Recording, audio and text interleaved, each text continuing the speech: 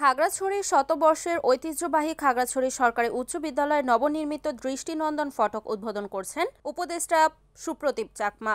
শনিবার 23 আগস্ট সকাল 11টায় খাগড়াছড়ি ফিতা কেটে উদ্বোধন করেন সাবেক রাষ্ট্রদূত ও পার্বত্য চট্টগ্রাম বিষয়ক মন্ত্রণালয়ের উপদেষ্টা সুপ্রদীপ চাকমা। উদ্বোধনী অনুষ্ঠানে পার্বত্য উপদেষ্টা দফতরের কর্মকর্তারা, জেলা প্রশাসক ABM ইফতেখারুল ইসলাম খন্দকার, পুলিশ সুপার আরেফিন জুয়েল, জেলা পরিষদের চেয়ারম্যান শেফালিকা ত্রিপুরা, খাগড়াছড়ি সরকারি উচ্চ বিদ্যালয়ের প্রধান শিক্ষক মোহাম্মদ জালাল ইসলাম, জেলা পরিষদের সকল সদস্য, স্কুলের শিক্ষক শিক্ষার্থীরা উপস্থিত ছিলেন। জেলা পরিষদের বাস্তবায়নে 33 লাখ টাকা ব্যয়ে এই দৃষ্টিনন্দন ফটক নির্মাণ করা হয়েছে জানান জেলা পরিষদের নির্বাহী প্রকৌশলী প্রতিপদ দেওয়ান।